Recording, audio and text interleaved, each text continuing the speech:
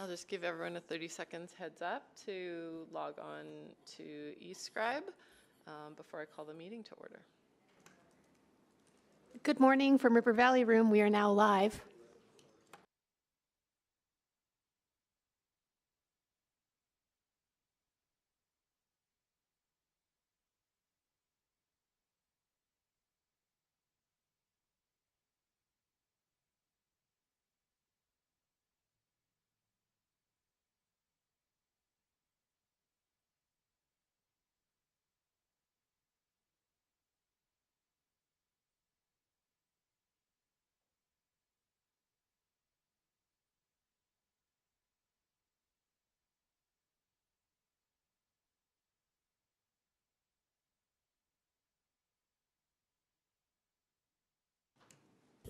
All right, I will call the February 8th Urban Planning Committee meeting to order.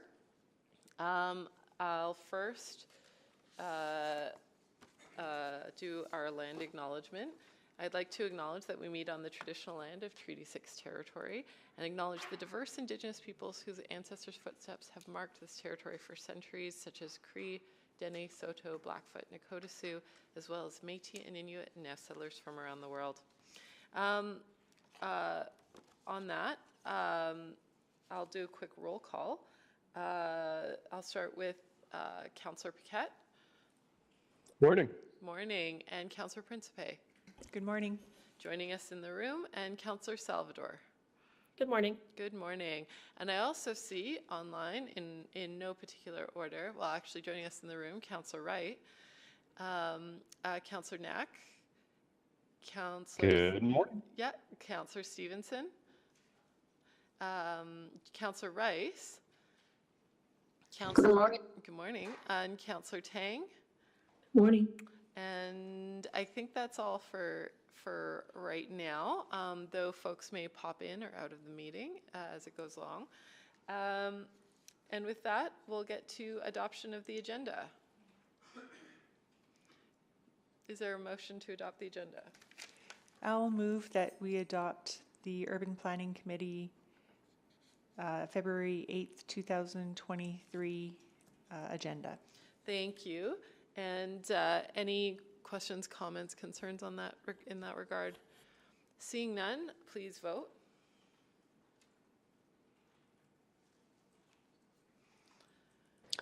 I am a yes. We have all the votes. Please display the vote. And that is carried.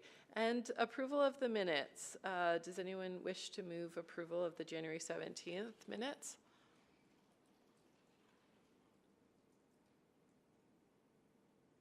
So moved. Thank you, Councillor Salvador. Questions, comments, concerns? Not seeing any. Please vote.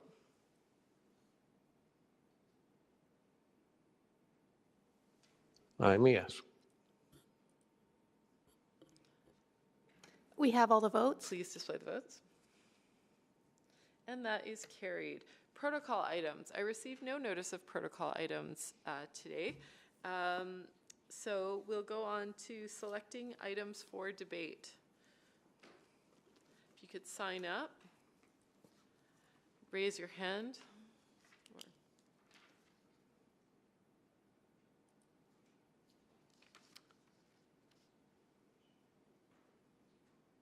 Councillor Salvador.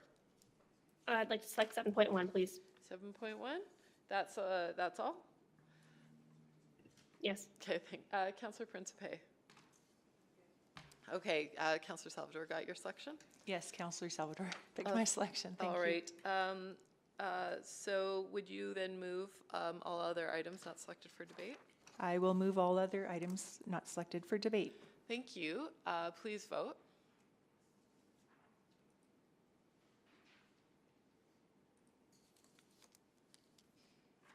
We have all the votes. Please display the vote. And that is carried. Madam Clerk, could you read back what business was accomplished today? Thank you, Chair Hamilton. This morning, the Urban Planning Committee passed the recommendation of the following report without debate. Item 5.1, Edmonton Transit Services in newer developed communities with a revised due date of June 20th, 2023. Thank you. If anyone was looking for the Just a transit. point of order, we lost audio online. Sorry, at what point did you lose audio, Councillor Salvador? I think it cut out here in the room.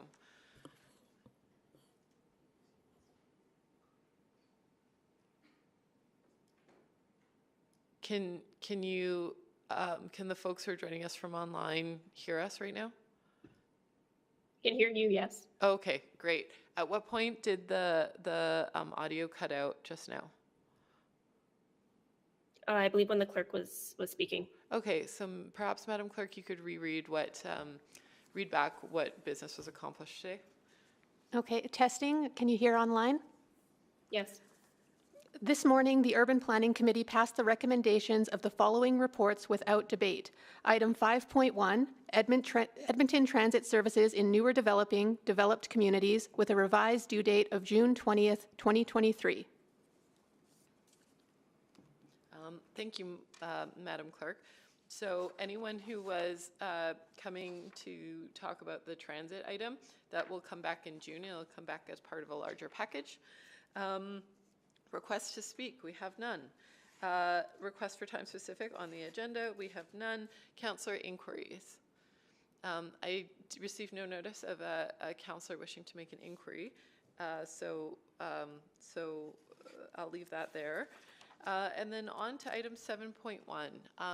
Do committee members need a presentation? Is there a presentation or just questions, Mr.? Madam Chairperson, we do have a presentation, but we can go directly to questions, whatever preference of committee is. Councillor Salvador selected this. So Councillor Salvador, do you wish to see a presentation? A brief presentation would be helpful. All right, we'll hear from administration.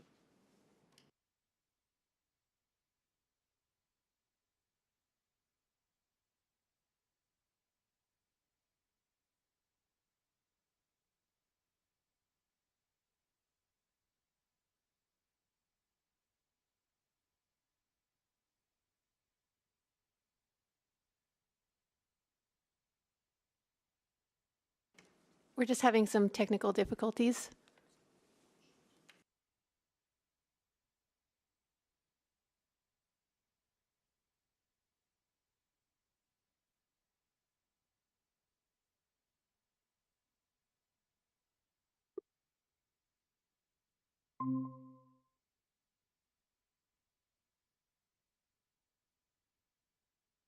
I think we lost the feed for a second, but nothing has been accomplished. We're just waiting to, or we haven't started the presentation yet. We're just waiting to sort out the technical issues. And here's the presentation.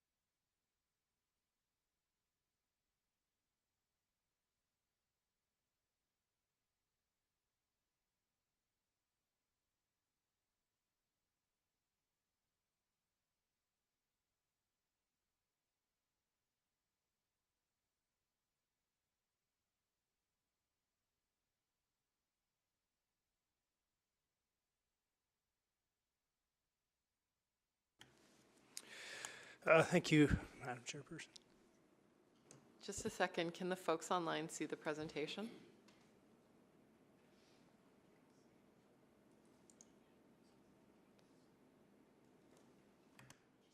Councillor Salvador or Councillor Paquette, can you see the presentation I online? can see it. Okay, great. Thank you. Sorry to interrupt. I just want to make sure everybody's literally on the same page here. Okay. Apologies for the delay, but good morning, Madam Chairperson, committee members, members of council. This morning we're here to provide an update on our residential boulevard gardening program and guidelines. So last year in April, administration began work on developing guidelines which would allow residents to provide gardening on city-owned boulevards that are already maintained by residents adjacent to their property. With me this morning is Craig McEwen, our branch manager from Parks and Roads, as well as Mark Beer, our director of infrastructure operations. We also have a cross-functional integrated team from across the corporation that will be available to answer any questions. I'll now pass the presentation over to Mark to walk you through the presentation outlining the results of the residential boulevard gardening programs and the plans for going forward in 2023. Thank you, Gord. Good morning, committee members. The residential boulevard gardening program aligns with the city's strategic plan by contributing to neighborhood vitality and climate resilience. Neighborhood vibrancy is being promoted through citizen-led beautification projects in all neighborhoods within Edmonton. Climate resilience is supported as turf on boulevards is being transitioned to more diverse plant species, which increases pollinator habitat, decreases runoff during large storm events, and decreases the use of traditional grass maintenance equipment, such as gas-powered lawnmowers. The residential boulevard gardening program was launched July 28th, 2022, last year. The program supports a variety of low-impact gardening activities on city boulevards in residential areas. Next slide. So the map shown on this slide gives an overview of all the requests for boulevard gardens that were approved since the program's launch, which is 200 gardens citywide. The program has two primary application processes to support residents requesting to garden on city boulevards: a declaration and a license of occupation. So the declaration is an online application that allows for a simple and instant approval of most gardening projects. Basic information is collected from the applicant, such as who is gardening and where the garden is located. The license of occupation allows for more complex garden installations through the issuance of an agreement between the city and the applicant. These applications require detailed plans for the gardening project, and the applications are individually assessed against specific conditions, including evaluation of the boulevard and the surrounding area. These application processes allow administration to measure participation in the program and potentially focus promotions on areas with less participation, to understand what areas in the city might have high or low uptake, share guidelines and safety considerations with residents, such as underground utility presence and protection of boulevard trees, and to plan for regular city maintenance work with minimal disruption to these boulevard gardens. So, regarding information that we gathered from last year's program, it also helps to shape the program that we're going to be doing this year. At the end of the 2022 gardening season, a season-end survey was sent out to all the applicants. Questions focused on gathering feedback for the overall program, future gardening plans, and challenges participants experienced. Some highlights of the survey results were that most residents were happy gardening within the rules of the declaration and do not intend to pursue a more complex garden, with 70% either not interested at all or only having some interest in the more complex license of occupation option. Communication and clarity of rules was a challenge identified for some of the applicants. So shortly after the launch in 2022, work had already started to address some of this feedback, including website updates to deliver better communication and provide applicants with approval emails when submitting their applications. Development and implementation of the residential boulevard gardening program involved both internal and external engagement. Meetings were held with stakeholders including EPCOR, the city's Building Great Neighborhoods team, and Edmonton Federation of Community Leagues to identify opportunities for future collaboration. So next steps. For the program launch, existing staff and resources were used to develop and coordinate program delivery. As the program continues, administration anticipates that the number of boulevard gardens will increase. Should the program continue to grow and require enhanced support, such as further engagement activities, administration could explore options to reallocate funds or return with a SOBA request for council's consideration. The license of occupation process for boulevards had an existing council-approved fee that was in place prior to the start of the boulevard gardening program. Yet administration waived this fee for landscaping in 2022 and will continue to waive it for 2023 gardening season. With the program entering the second season, program expansion in 2023 includes more promotional opportunities to Edmontonians using cross-program promotion opportunities with programs such as Front Yards in Bloom and using social media to involve the community in sharing ideas for boulevard gardening. Administration will also conduct reviews of the declaration process and gardening locations. Further expanding this declaration process could allow additional areas for gardening such as along walking paths or the edges of alleyways. The review will also consider accessibility and success of operational requirements, as an example, the impacts on snow clearing. The Boulevard Garden program looks to empower resident-led beautification projects in all neighborhoods around Edmonton. We're excited to enter the second season with the program, with all the updates that we have already implemented and incorporating participant feedback gathered in the off-season. This concludes the presentation, and we're happy to take any questions you have at this time. Thank you. Councillor Salvador had selected this item, so I will go to her first for questions. Yeah, thank you, Madam Chair. And thank you so much for the presentation and for the report. I really enjoyed reading through it. Maybe just to start, you mentioned that one of the challenges was related to clarity and some of the communication. And generally speaking, the feedback that I heard from residents is that the guidelines, did seem a little bit onerous, that there was a fair amount of red tape associated with them when they initially came out. So it's really great to hear that refinements were made throughout the season based on that feedback. Are you able to elaborate on what additional refinements are planned for the upcoming year so that we can continue making this sort of low barrier to entry as easy as possible for Edmontonians to participate in? Yeah, so a lot of the feedback that we got from last year was they didn't quite know whether their application was approved or not. So we have an instant email that goes back. And so once you go through the application, there's a lot of Q&A that we were commonly receiving that is now captured in guidelines for doing the application. We want to make it as easy as possible. That's definitely some of the feedback that we heard. Some of the info that we gather is really so that we are able to track the usage of the program. It's not so much to make a barrier to entry, but really so that we can see where the program is being used around the city and in what capacity. So what we've done is we've made a lot of website improvements to really clarify how to do the application process. What the expectations are, and then once you do that application, then you do get that immediate feedback that it has been approved. I can also add that another thing that came up was a full recommended plant list of what's approved, and that'll be available and launched for this 2023 season as well. And so that'll include plants that contribute to native pollinator habitat.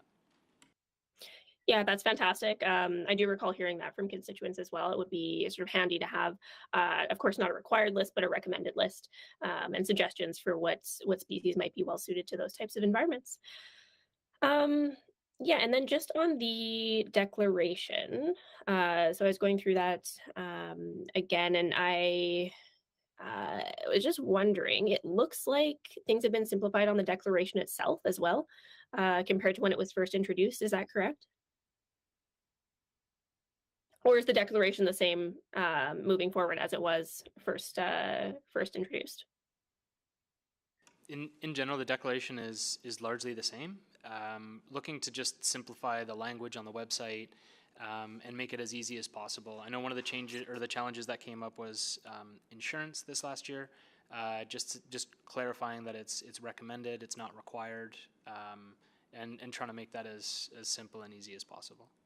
Yeah, okay, that's wonderful. I had a specific question around the insurance piece, but it sounds like you are on top of that, which is excellent. And maybe just some specifics. So I understand that there was a substantial separation distance required from intersections. And I had heard from constituents that if you were on a corner lot, that meant that you would have challenges participating. Were we able to do anything about that? What we have right now is if it's within, I'm just looking up the number, but I believe it was within 5 meters of an uncontrolled intersection and 10 meters within a controlled intersection. The thought process behind that was just around sight lines for traffic. So those have stayed in place, and we're always looking at opportunities and how can we make this easier and more accessible.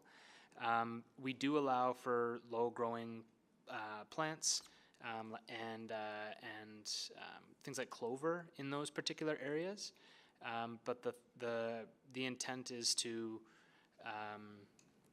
protect sight lines for any sort of traffic. Okay, so it's not that folks aren't allowed to participate if they're within that distance of an intersection. It's just the height of the actual vegetation would be limited. Is that correct? That's right. We can allow like the low growing plants closer to intersections. It's just the height is what we're trying to protect. Right. Okay, and then maybe one more. I might have you come back for a second round. I don't know what's happening with the timers, but It's off. I apologize. Yeah, no, it's okay. Yeah, in the room it's sort of frozen. So I'll come back to you for a second round, Councillor Salvador. Councillor Principe. Thank you, Madam Chair. So I was just wondering if we had any complaints from other residents besides those that participated?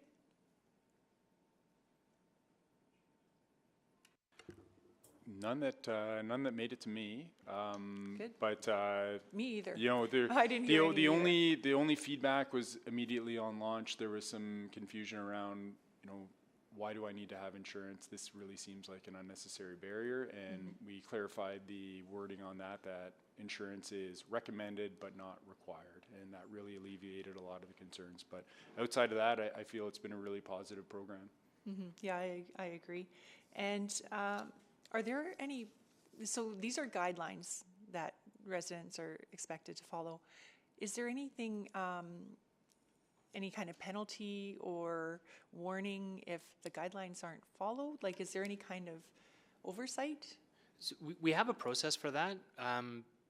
Luckily, we haven't had to go down that path. There hasn't been any issues with non-compliance. The focus here is around education and education and warnings. That hasn't gone. We haven't gone down that path yet. There is a path that exists, but we're fortunate enough that any sort of non-compliance to date has been dealt with through education. And then you had mentioned about 2 centimeter maximum depth for planting, and that's for safety reasons as well, I'm assuming. Yeah, it's 2 inches for digging, but you can also add another 2 inches of like topsoil. So you 2 could have inches. so then it would be a total of 4 inches that you could have of depth for planting, and that's for protection around the tree feeder roots and utility lines underneath. And so if there were to be any larger digging or excavating projects or anything like that, then that's what the license of occupation path would take, and then we could do inspections in terms of how do we protect the boulevard trees, do we need to do locates or anything like that for utilities. So right now the digging depth right now was set to protect those other assets and for safety of the gardeners. Right, okay, yeah, that's great. Thank you so much for this. It's a great report, thank you. I think Councillor Stevenson was on the board. So I'll go to Councillor Stevenson, then Councillor Wright. Thanks, Councillor Hamilton.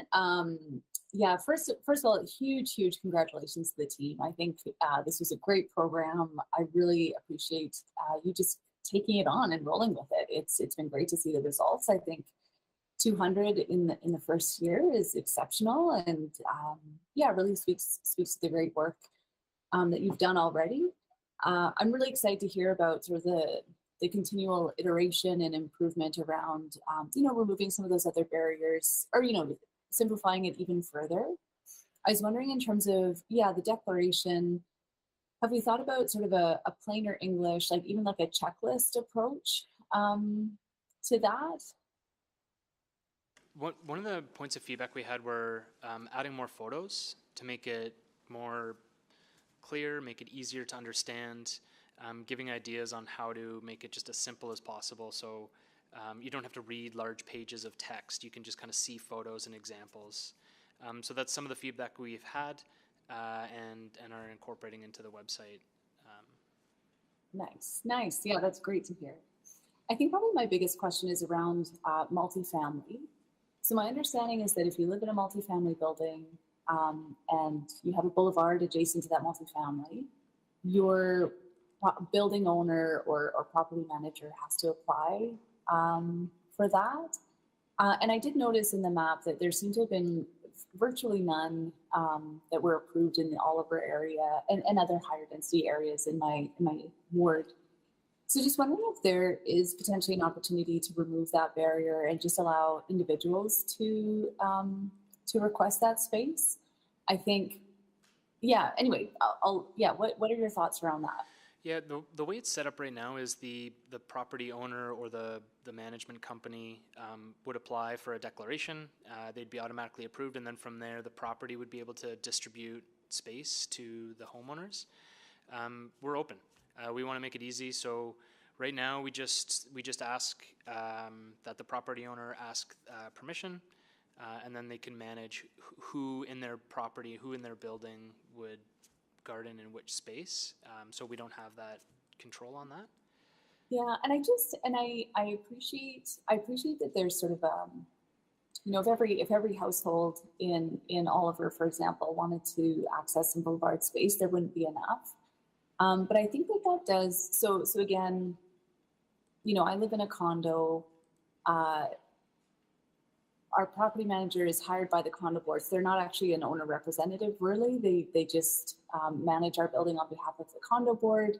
I happen to have a very good condo board, but that is definitely a barrier in terms of getting your condo board's approval, getting them to apply on your behalf.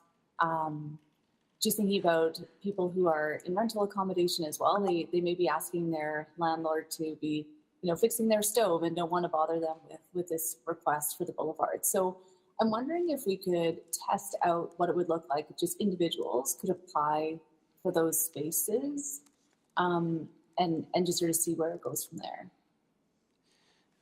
I don't think that's an issue. I think we can look at it. If we could take that away and maybe get back to you, that would probably be the best, just to see if there's any unintended consequences of that. But I think that makes complete sense. Okay, that's great. And yeah, certainly appreciate that. I think, Councillor, there would be some flexibility, certainly, as Craig alluded to, but I think the one thing is we would want to have some form of mechanism that would either notify the owner or the property manager that this is happening, so that they aren't in a conflict situation with a maintenance contract, for example, on the boulevard. So we'd not necessarily need them to approve it, but we'd want them to be aware of it, so we can take that away. The That's boulevard. a really great point. Sorry. I was just going to say the bylaw connects the boulevard to the property owner, so we would just have to figure out how exactly that would look to facilitate it without causing any sort of, like Gord mentioned, any sort of maintenance contractor issues or anything like that. Yeah, that's an excellent point. I hadn't thought about that because the property managers or the building managers are going to be mowing those boulevards right now, so ensuring that there's not a conflict. And maybe that just becomes part of the declaration that you have informed your building manager, or you've informed your condo board. So it's more of you're informing them, that's the diligence that you're required to do, but that you can apply as an individual. But happy to follow up again offline. But excited to explore that more. I think we could get a lot of uptake in these higher density areas with some of those modifications. So thank you again so much to the team for the work. It's really exciting. Thank you, Councillor Stevenson. Councillor Wright. Hi, thank you. Always nice to talk about gardens after a snowy day. I'm just wondering, does this also include perennials, or is it just for annuals? It is, yeah. So perennials would work, so you don't have to keep planting every year. Okay.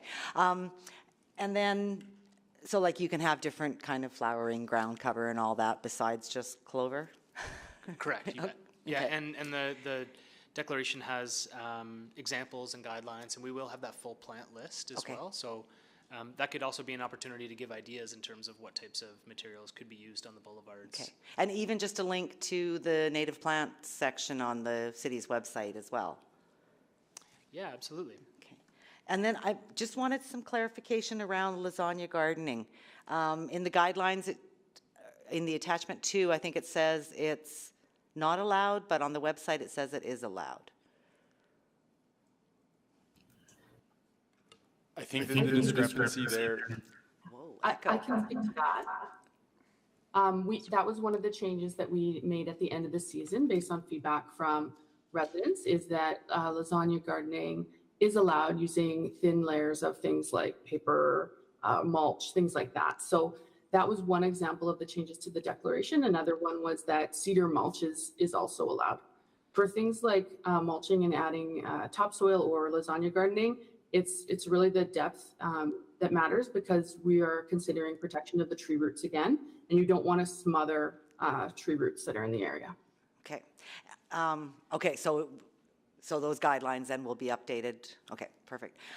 And then I'm just wondering, also, if I look at on the Boulevard Gardening website, I think there's another link that takes me over to talking about edible gardens. If someone were to plant carrots or some other root vegetable, are they restricted? Because, I mean, they do go down, it'll be past the 2 inches. So do they have to consider that as well? Edible gardening in the soil is not something that we're encouraging along boulevards, just because of the potential for contaminants that come off of the road and cars and oil residue, like things like that. Okay. If there are small planters that are allowed to be placed on boulevards, and because people would be adding their own soil into those small planters, I think that would be more recommended. We're not, out there monitoring that everybody's not planting carrots, for example, but that's just our recommendation. And there's an element of risk that people can take on with what they're doing. But that would be recommended, is edibles planted in planters. Okay. Okay. Thank you very much. That's all I have. Thank you, Councillor Wright. Councillor Tang. Great, thank you so much for for this report. Very interesting, and I love the idea of neighbors kind of taking some initiatives and really beautifying our communities. And I guess I'm just curious. This does feel very simple and straightforward. What is stopping residents from just kind of going ahead and doing kind of low impact gardening on their boulevard without some of the extra steps? If I heard about it on TV, I might have just been like, oh, great, I get to kind of go ahead, and not knowing that there's things that we're willing to follow. But obviously there's, things that people might not know about, kind of underground infrastructure that people need to be mindful of. And I'm just wondering if you're kind of aware of those maybe accidental positive initiatives. The intent really is to make it as easy as possible. We don't monitor it. We're not doing inspections. It is any sort of issues or concerns or non-compliance would be complaint-based, so we would respond if needed. We're looking to explore other opportunities to get the word out in terms of how to sign up for the declaration process, to encourage residents to use the guidelines. But there isn't proactive enforcement to verify if a boulevard garden is currently has a declaration.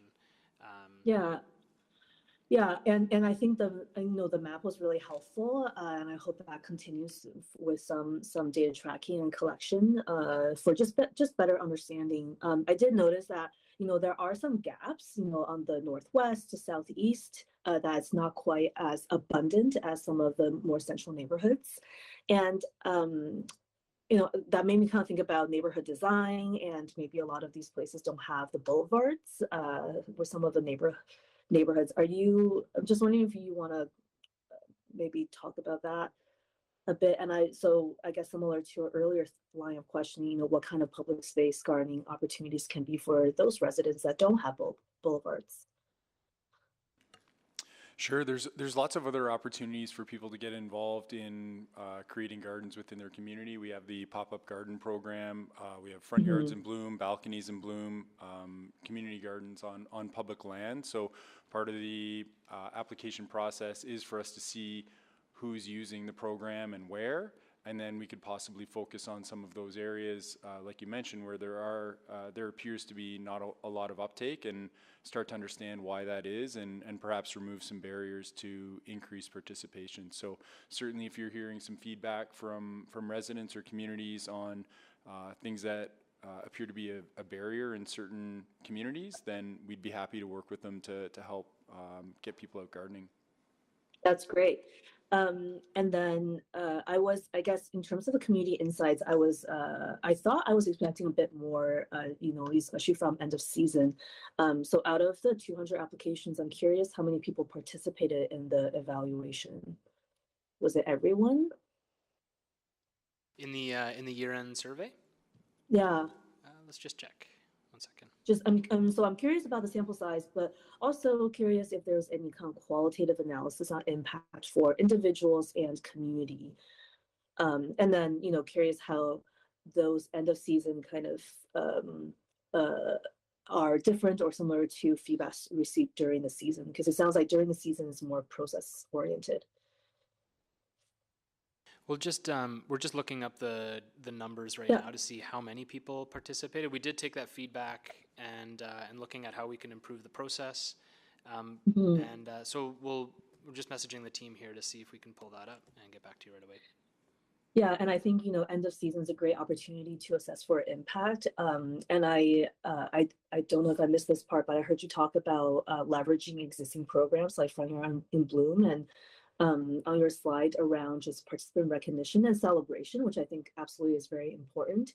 Are you looking at sort of Front Yard in Bloom opportunities as a chance to celebrate with those who participate in this program too? Yes, definitely. It's the same team that operates both the Boulevard Gardening Program and the Front Yards in Bloom. So very much there's a lot of overlap there, and we're looking to incorporate that into the In Bloom program already. Okay. Yeah, amazing. And then just in terms of my questions on evaluation, happy to receive that in writing as well. I'm out of time. Thank you very much, Madam Chair. Thank you. Now, Councillor Salvador, you're back for a second round. I know there's some issues. I'm just going to verbally confirm with people because I think there's been some issues with signing up. Councillor Salvador, you want a second round? Actually, no further questions, but happy to move the recommendation in the report, Madam Chair. Okay, you can throw that on the table. We have a motion to receive for information. Councillor Stevenson, did you have a second round of questions? Yes, a brief one. Okay, just a second. I'll come back to you. And Councillor Principe, you have a second round? I was just going to sign up to receive to accept the report for information. So since Councillor Salvador did so, I'll just take myself off. Thank you. Great, thank you. So Councillor Salvador, to come back to you, you had thrown this, you put this up as received for information. You made that motion. Did you want to speak to it, make an introduction at all? I'll speak to it at close. Great. Councillor Stevenson. Yeah, sorry, just I was wondering if you've connected at all with the Food Council as part of this project. I've met with some of their board recently, and they were just mentioning their desire to be involved in things that could be food related, appreciating that the planters offer some food growing potential. Our team is in touch with, is going to be actually in touch soon with the Food Council. As Mark mentioned, it's the same team that's running a number of other gardening programs. And so we're attending an upcoming meeting to speak on the recent, growth for the community garden program and the urban farms project that we'll be working on. And so there's opportunities there for questions about community gardening or other garden programs. And so we are in touch with the folks that lead the Food Council and members there. So we can reach out to them. I don't think we've reached out to them in particular for this program, but we have connections with them in a number of our programs. Great. Yeah, I think it's a good opportunity to raise for them, just in terms of any feedback they might have in terms of highlighting the food growing opportunity for this. But appreciate that you're well connected and talking with them. The other thing I just wanted to note, and I won't speak because I think I've shared how excited I am about this. One thing I really liked is how all of the regulations made a lot of sense. They were very logical, even around the cedar mulch. It was clearly explained. Like it didn't come across as an arbitrary rule because it said cedar mulch can damage the nearby trees. So a lot of clarity there, which I really appreciate and want to applaud. I was just wondering in terms of the raised bed question. So I recognize, and I guess my question would be, if a raised bed met all the other requirements that planters have, for example, in terms of site coverage, height, would there still be a reason to preclude raised beds in those locations? So part of the declaration guidelines include removal of the planters at the end of the season in order to allow for snow and ice control and piling of snow on the boulevards. We could take that question back and see what we could do about raised beds. I know some of the guidelines around the light and small planters right now are again related to tree roots and the weight on tree roots and the coverage of tree roots out of the whole boulevard area. So we could take that away and look into it further. Great, that sounds awesome. Yeah. Again, thank you so much for the work. This is a really exciting program. I can also just questions?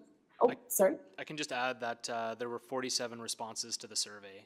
So just in relation to Councillor Tang's question around the uptake, so of the 200 who participated, 47 responded to the survey. Great, thank you. Thanks for that. No further questions, Madam Chair. Thank you. So I will, we have a motion to receive for information. Anyone wishing to speak to it? Not seeing any. Perhaps I'll go to Councillor Salvador to close. Yeah, thanks so much, Madam Chair, and really appreciate the conversation today, and just want to start by commending the team for their work on this and for running with this idea when it was brought forward. I really liked seeing the map of successful applications and was glad to see that we did enjoy some pretty good uptake over the first season. And I think that's an indicator that there's a lot of interest out there. Was also appreciative that the report shared feedback and plans for improvement and refinements to the program going forward. The team's adaptability and responsiveness to community feedback was also greatly appreciated, and a good example of how we can continue to be flexible in our approach to these types of community-centric programs.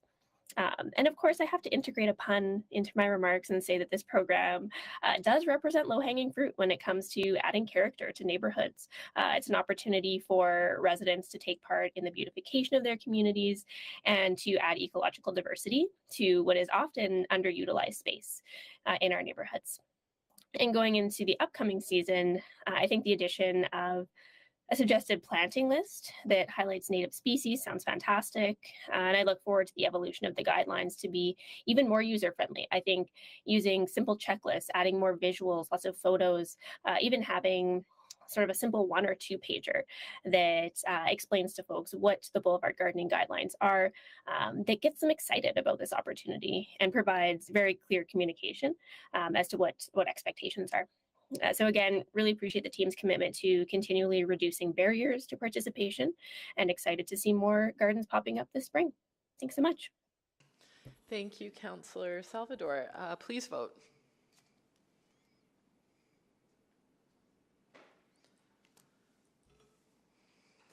We have all the votes. Please display the vote.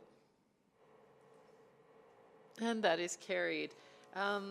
So that concludes item 7.1. We have no private reports or motions pending. Are there any notices of motion or motions without customary notice? Not seeing any. With that, I'll note that this is the last iteration of this Urban Planning Committee. So this Urban Planning Committee will be back in 3 weeks, and you'll have a brand new committee as we do committee rotation on the 27th of February. So you'll have fun with that. Yeah. All right. Take care. We're adjourned. Well done. I just want to say well done, Madam Chair.